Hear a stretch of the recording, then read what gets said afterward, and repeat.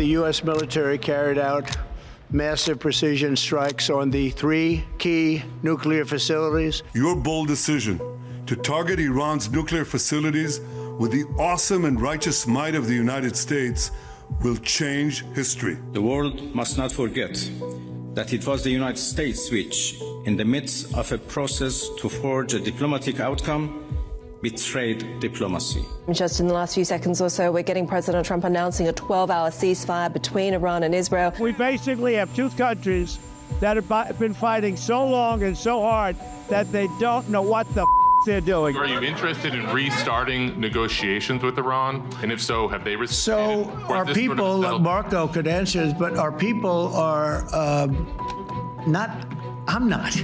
The way I look at it, they fought, the war's done, and, you know, I could get a statement that they're not going to go nuclear. We're probably going to ask for that, but they're not going to be doing it. But they're not going to be doing it anyway. They've had it. They've had it. Whether or not Iran has had it, the question remains how the conflict reshaped the landscape of politics and markets in the Middle East. To help us find an answer, we spoke with Karen Young, Senior Fellow at the Middle East Institute in Washington. I think we are in the midst of some major transition in the region. We don't know in which directions, at what speed it will go. But I think mainly this is a transition that will have to happen inside of Iran. The government and the security apparatus is extremely weakened. They've been delegitimized in the eyes of their own people in terms of their ability to defend them. The president of Iran had to ask for Israel's permission to fly out of the country. That just gives you a little bit of a picture of the control that the IDF had over Iran's airspace. And we don't know right now the extent of, where the highly enriched uranium that Iran has stockpiled, where it is. One of the big stories has been the Gulf states, Saudi Arabia and the Gulf states, and the investment into their economic development. What possible ramifications could what we've seen in Israel, Iran, and with the United States have on Saudi Arabia and the Gulf states? So the economic transformation that's happening in Saudi Arabia really since Mohammed bin Salman and his father King Salman came to power in 2015 has been this idea of Vision 2030, of opening up the economy, trying to increase foreign direct investment, encouraging women's participation in the economy, and opening up new sectors, particularly tourism, as well as new energy, renewables, perhaps green hydrogen, a whole lot of sports investment, entertainment. None of those things work if we see a region where there are ballistic missiles falling from the sky. So the missiles that Iran sent into Doha to hit the Al Udeid base as a retaliation against the United States, I think for the entire Gulf Cooperation Council was a moment of real terror and fear, even though it was pre-communicated and was not targeting the Qataris, themselves.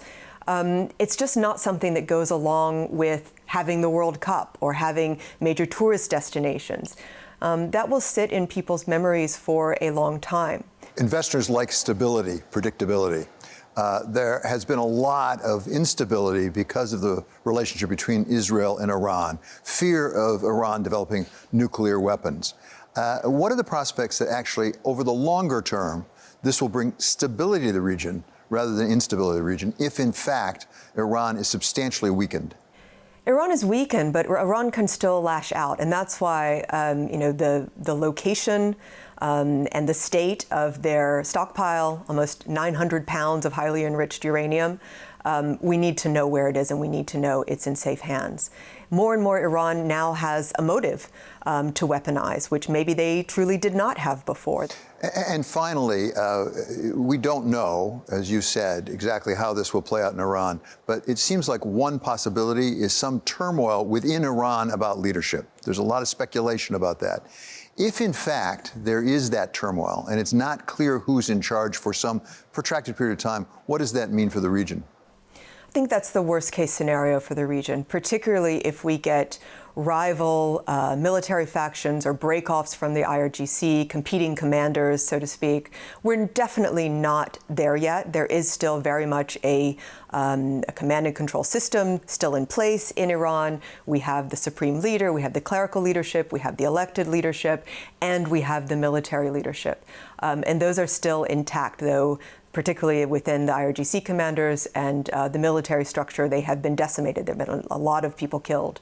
But they're still very much in control of their armed forces.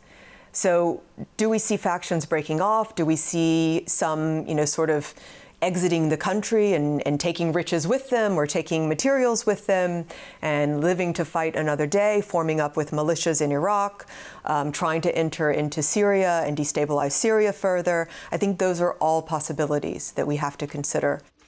Unless you're a defense contractor, war is never good for business. But what President Trump calls his 12-day war involving Israel, Iran, and ultimately the United States had remarkable little effect on markets apart from a short-term spike in oil prices. We asked our special contributor, Larry Summers of Harvard, why? David, it's something I've noticed over long periods of time.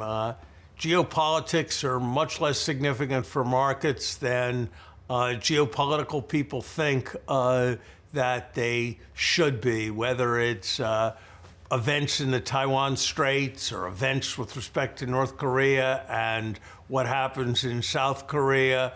Markets kind of have a life of their own, driven by longer-term assessments and less responsive to even very dramatic short-term events. So I think this is just something we should all be used to. It's a version of my observation about events ultimately being less important than trends.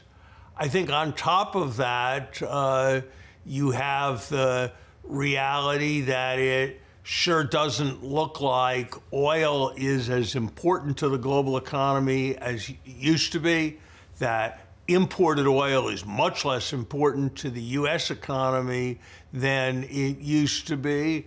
And there's a sense that there's some excess capacity around, particularly in Saudi Arabia, that might cover any sets of gaps.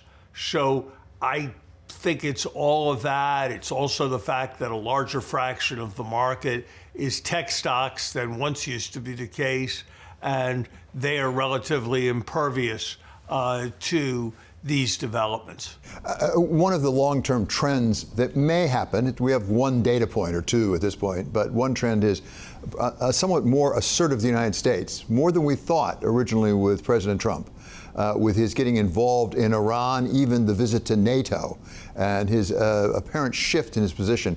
If, in fact, the United States is relatively more assertive on the international stage rather than less, does that have potential ramifications for economics as well as for markets? I mean, it depends on what the form that U.S. assertiveness takes.